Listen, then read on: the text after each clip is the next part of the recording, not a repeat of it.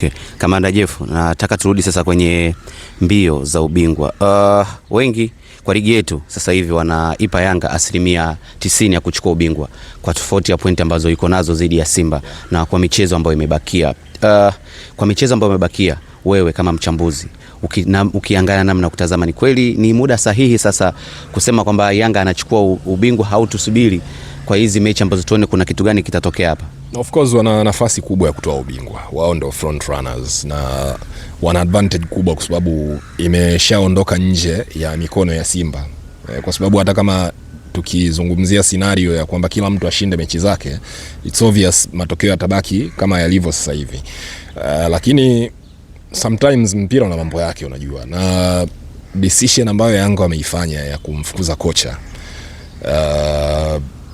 Pedro Goncalves, I think inaweza kusababisha wakajikuta kwenye mazingira ambayo wanapeleka advantage kwa mpinzani wao Simba, kwa sababu hata kama Mwalimu ndio anachukua timu yeye na Mabedi sasa hivi, unajua katika hali ya kawaida brother, kwenye mpira au kwenye michezo ya ambayo inahusisha timu, sawa, benchi la ufundi lazima liwe kitu kimoja.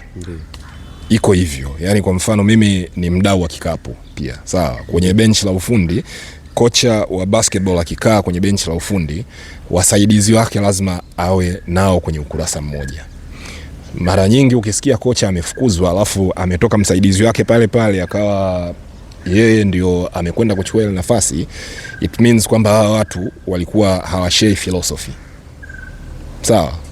So that means kwamba tutaona kitu tofauti, kwa sababu kama tunaona kitu tofauti, kwa nini mnamfukuza? Sio, unanielewa?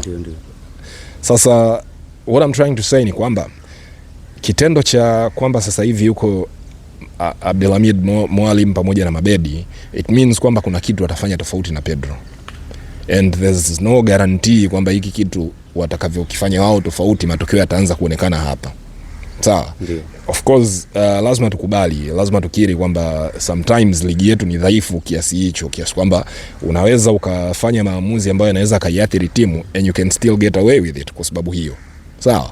Lakini mpira kama ukiwa kama mchezo huu ambao tunaujua, nadhani hii issue ya Yanga kumfukuza Pedro Goncalves inaweza kuwa na negative impacts kwenye safari yao ya kutoa ubingwa. So as much as tunakubali kwamba wao ni front runners, wao ndo wana advantage bado na iko nje ya mikono ya Simba, kwa maana kwamba Simba hawezi kumfanya Yanga chochote, ni watu wengine, Azam nani ambao wana mechi nao kina JKT and what not. Lakini hayo mazingira ya hilo kutokea, Yanga wameyarahisisha kwa jinsi ambavyo wamemfukuza kocha, kwa sababu Mwalimu, wachezaji, yani kile ambacho yeye atakifanya tofauti, maana yake ndio kitakuwa kinaanza leo, sio kwamba kimekuwa kinatokea. Sawa. And ili kitokee ama kifanye kazi, lazima muda uwepo. Ile element ya kwamba bwana huyu ni kocha mpya, apewe muda. Hata kama akikosea hapa, unavumilia kosa lake, kwa sababu huwezi kumwajiri kocha leo wiki ijayo ukamfukuza. Kwa hiyo that may present an advantage kwa Simba kwenye mbio za ubingwa, hata kama sio advantage kubwa, kwa sababu sometimes unachohitaji ni kutoka sare kwenye mechi mbili tu, umeangusha pointi 4 and that's it. Okay. Jana nilikuwa uwanjani nikitazama mchezo Yanga akiwa mgeni kwenye mchezo zidi ya KMC. Mashabiki wengi wa Yanga na wadau, jana imekuwa sababu ya kocha kufukuza kwa sababu ya kupata ushindi mwembamba zidi ya KMC ambayo ni timu ya mwisho kwenye ligi. Sorry, hebu rudia tena. Unasema mashabiki wa Yanga jana kwanza waliumia kutokana na timu kupata goli moja. Kuna baadhi ya mashabiki waliumia, niliwaoji, walikuwa na taharuki sana. Wangapi wengi? Mashabiki wengi wote, 90% ya mashabiki wa Yanga ambao jana walikopo. Ambao uliwaoji wewe? Niliwaoji mimi na kuna wengine. Unajaribu kusema ni kwamba 90% ya mashabiki waliofika uwanjani. Waliofika uwanjani pia na ambao niliwaoji walikuwa. Yani wewe ulihesabu ukagundua kwamba 90% wote wamekerwa na moja bila. Hawakupendwa na kile kitu. Pia mmoja mashabiki wakubwa wa Yanga kama kina Godi Yanga, kina Mfumau, hawakupendwa. Kuna Godi Yanga, kuna Mfumau, walikuwa wengi wengine majina kwa sababu siwezi kuwafahamu wote, lakini hawakupenda. Wataja watatu. Ni wataja watatu. Tuseme tuanze na hao. Hawakupendwa na Yanga kupata goli moja. Yanga huyo Mamau nani wasema? Mfumau ndio. Wakiwa wakubali tu kitu Yanga inafukuza kazi. Nisikilize, bado naendelea. Hawakupendwa na Yanga kutoka goli moja zidi ya KMC, ambao tunajua kwamba Yanga ametoka kwenye dabi mbili. Wachezaji wamechoka, wasinge perform kama inavyotakiwa siku zote. Lakini wao hawakupenda. Pia kocha wa Yanga jana alifanya sabu, alimtoa Yao Kwasi. Nilikopo uwanjani, uwanja mzima ulisimama. Wengi wanaamini kwamba ni kocha ambaye hana mifungo. Wao wanahisi kwamba hakutakiwa kutoka Yao Kwasi. Kuna wanaamini kwamba mara nyingi kocha wa Yanga mifumo yake na sabu zake anazozifanya zinaigharimu timu pia.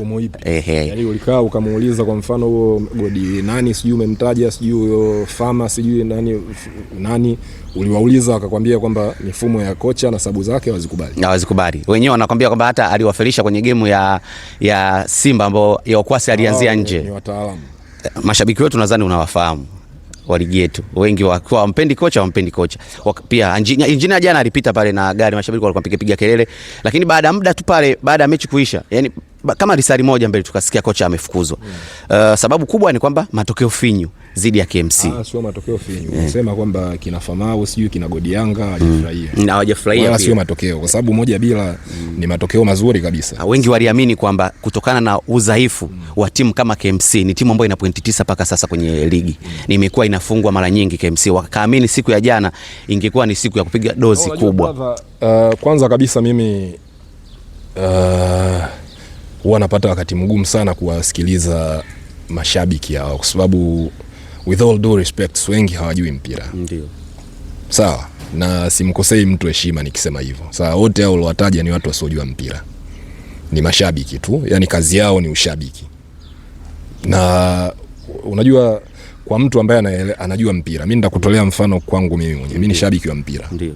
Ukiondoa tu kwamba mimi nafanya kazi ya kutoa expert analysis, lakini mimi ni shabiki wa mpira. Sawa. Nimekuwa nabishana na mashabiki wenzangu wa Manchester United. Na kutolea mfano unahusu Manchester United uielewe hoja yangu. Ndio. Sawa. Ndio. Wapo watu kama kina Hans Raphael ni shabiki wa Man United. Kuna kitu kimoja nimekuwa nabishana naye. Hans anasema kwamba Man United haicontrol mechi. Kwa mfano kuna mechi juzi tulikuwa tunacheza na Brentford.